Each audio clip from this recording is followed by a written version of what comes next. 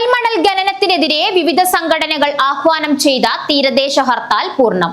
മത്സ്യവ്യാപാര മേഖലയെ നിശ്ചലമാക്കി ചെറുവത്തൂർ മടക്കര ഉൾപ്പെടെ തുറമുഖങ്ങളും fish landing സെന്ററുകളും ഹർത്താലിനെ തുടർന്ന് അടഞ്ഞുകിടന്നു.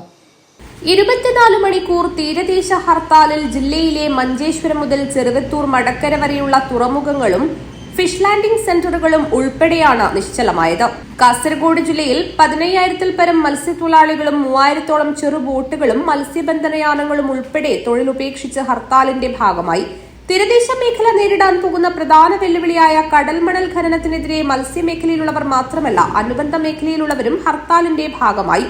ബുധനാഴ്ച അർദ്ധരാത്രി മുതൽ ആരംഭിച്ച തീരദേശ ഹർത്താൽ ജില്ലയിൽ വൻ വിജയമായതായും തുറമുഖം, ഫിഷ് ലാൻഡിംഗ് സെന്റർ, മത്സ്യബന്ധന തൊഴിലാളികൾ, ബോട്ടുകൾ, ചെറുതോണികൾ, ഫൈബർ വള്ളങ്ങൾ, കുറ്റിവല തൊഴിലാളികൾ, മൊത്ത വ്യാപാരികൾ, ചെറുകിട വ്യാപാരികൾ എന്നീ മേഖലയൊക്കെയും സമരത്തോട് ഐക്യദാർഢ്യം പ്രകടിപ്പിച്ചതായും മത്സ്യത്തൊഴിലാളി കോർഡിനേഷൻ കമ്മിറ്റി ഭാരവാഹികൾ പറഞ്ഞു.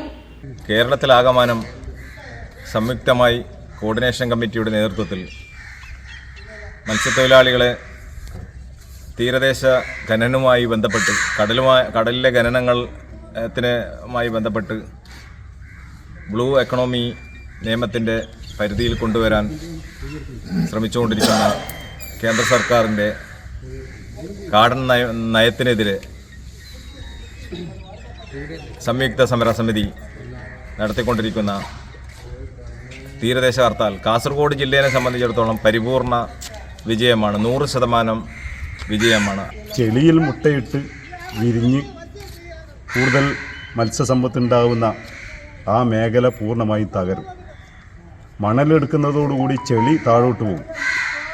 അങ്ങനെ മത്സ്യസമ്പത്ത് നമുക്ക് കേരള തീരത്ത് ഏറ്റവും കൂടുതൽ ലഭിക്കുന്ന മത്തി, അയില, അതുപോലെ ചെമ്മീൻ, നത്തോലി, മാന്ത തുടങ്ങിയുള്ള മത്സ്യങ്ങളുടെ പ്രജനനം പൂർണ്ണമായി അടയുന്ന രീതിയിലേക്കാണ്. ജില്ലാ ചെയർമാൻ കെ ബാബു, കൺവീനർ കാറ്റാടി കുമാരൻ, റഷീദ് പൂമാടം, പ്രദീപ് തുരുത്തി, CA Ambadi, മുത്തൽക്കണ്ണൻ, CK Mustafa, PV Raju, KV Murali, PK Mukundan എന്നിവർ ഹർത്താലിന്റെ ഭാഗമായി മടക്കര തുറമുഖത്തെത്തി.